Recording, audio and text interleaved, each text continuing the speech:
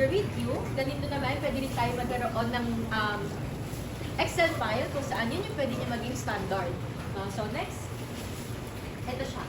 So dito, ito yung pwede niyo mapakita kay client. So mayroon tayong mga FUMs, technically si PM, ito yung gamit niya, no, na FBB file. Okay, so paano mag-start? So technically, ginagawa natin yung FBB after natin magpakilala kay client, after yung get to know, after i-introduce yung company.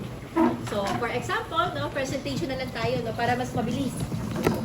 Chemotherapy pa lang, wala pa yung iyong hospital bills, wala pa yung iyong monthly expense, kasi of course you're still living, wala pa yung iyong doctor's fee. So baka 3 million kulang pa for your cancer. Tama ba? Okay, client, do you have the 3 million in the bank? Wala. So okay lang clients, X natin. Pag death benefit, pag income protection, itatest ko muna kung si client ba ay emotional or gusto niya straight to the point. Kasi baka mamaya, no? Gusto niya, plan na agad, diretso na agad, data numbers, automatic, hindi mo yung pwede gawing emotional, na baka kwentuhan mo siya ng car, seat belt, and all. Pero pag yung client ay breadwinner, parents, no? And somehow, nadja-jive mo, kaya mong biruin, kaya mong gawing relational yung conversation, kinukwentuhan ko yung client. Client, ngayon, as we go to the income protection part, I want to ask you, ano ba yung dream car mo? So, Nish, ano yung dream car mo? Montero. Oh, anong kulay? Mika. Pero hindi ko alam kung may Mika doon. Ano na? Blue Mika. Blue Mika. Parang pang teritoryo na. Ayan, Montero. Blue Mika. Wow, fully paid cash. Diba? Bumili ka. Ngayon, sino yung gusto mong isakay sa iyong brand new Montero? Kami.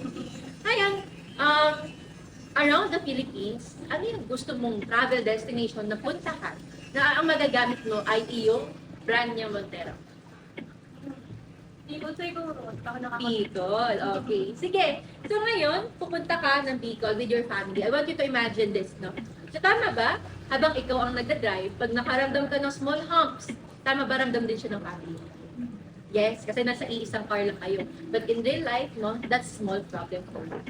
So kahit small problem lang siya, nagbabago yung pwedeng nagbago yung itsura natin, yung paraan natin mamuhay, etc. Kahit pa small problem yan, ramdam yan ng family mo. Do you agree? Yes. So paano pag big humps na? Paano pag big problems na? So same with this one. Client. What if we're suddenly taken out of the picture? Nag-stop ka. Hindi kayo natuloy ng Bicol. So, anong gusto mong mangyari sa family mo? Do you want them to stop or do you want them to go straight to Bicol? Hindi ko na. Stop. Stop ka, no? Nawala ka. You're suddenly taken out of the picture. So yung, ano gusto mo mangyari sa family mo? Mag-stop din ba sila? O gusto mo sila magpatuloy? Puntas pa rin sila ng Bicol? Patuloy. Of course, gusto mo magpatuloy sila. So unfortunately, no? Thankfully, sa car, meron tayong seatbelts, no? Meron tayong airbags, meron tayong spare tire. But in real life, there's no such thing as spare life. Meron lang tayo life insurance. Na kung sakali may mangyari sa atin, may tutulong sa family natin para makapagpatuloy sila sa buhay. But without this, wala tayong maiwan. So ngayon, may question for you, magkano yung gusto mong maiwan? So ganun natin siya sinasabi sa client. So pansin nyo guys, no, pati yung paraan natin magsalita, may intonation, may slow, para hindi siya magmumukhang, client, magkano yung gusto mo maiwan sa pamilya mo? Di ba? hindi siya ganun. So parang ang dating, kung sad yung magiging story mo, dapat ikaw din sad. Dapat nararamdaman nila na may emotion ka pag knock on wood nangyari yung mga ganitong scenario. Kasi guys, pag wala rin silang emotion na mararamdaman. Okay? So guys, sasabihin ko, client, do you agree? No, ang life insurance, of course, katulad ng lagi namin sinasabi, hindi lang siya para sa akin, kundi para sa maiwan.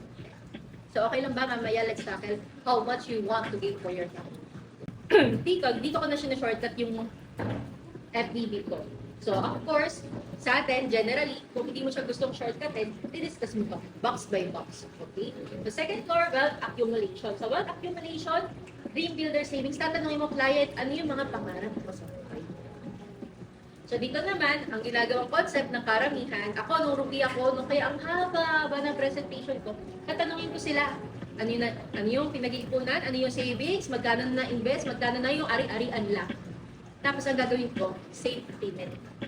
So ibig sabihin, yung mga concept na inaaral nyo, yan lang yung short preview for your financial building blocks. Hindi sila stand alone. So dapat ito yung basic na alam natin. Clear? Team builder savings. So, Abby, ano yung mga pangarap mo sa buhay? May pinag-iipunan ka ba lately? Bahay. Bahay. So ngayon magkano yung bahay na pinag-iipunan mo? 1.2. 1.2. Kailan mo gusto ma-acquire yung bahay? Hopefully by December. Hopefully this year. So far right now, nasa ilang percent ka na nung ipon? Wala. Wala.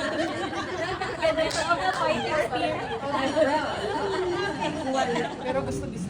Pero right now, you're starting. Yes. Yes, you're starting. Ano pa? Ano pa yung mga tingin mo na invest mo na? Kotse. Kotse, you already have your car. Fully paid. Hindi. Hindi pa. Pero tatayas yung patapos na. Yes. Yes. Okay. Sige, meron ka ng, you're starting for your house. Na meron ka ng kotse. Like yung galing, hinuhulugan mo pa. No? May naisip ka pa ba na investment or na-acquired mo na pinaghirapan mo or any savings, kahit pa sabihin mo jewelries yan, ano pa? Motor and cell. Yan, motor, phone, yan tama. So guys, out of character yung iba business. Business. O ako, kunyari sa coach ko, yung range, mga ganon. Iba-iba yung pwede na sabihin, kung wala, okay lang yun. Kasi kunyari, breadwinner. Paano pag ganon natin, Rob? Cellphone. Ref. No? Yung mga pinunta nila sa bahay, lahat yun, okay lang. Kahit sabihin nila, gold, pwede yun. So ngayon, before, ang ginawa ko, safety net. Drawing ako ng net. So drawing ako ng sa taas, andun yung sinulat ko lahat ng binanggit mong client. Tapos mag-underline ako sa baba. Okay. So client, knock on wood. Paano pag nagkasakit tayo? Nag-drawing ulit ako. Ay, sorry. Sa taas ko drawing line. Nag-drawing ulit ako. Ano straight line na, drawing na ako na. No matter what happened, dumating man yan sa'yo, hindi tatamaan. Itong mga nasa baba na pinoprotect ka. Maganda? Yes, maganda. So, gano'n siya na dream builder savings. Next!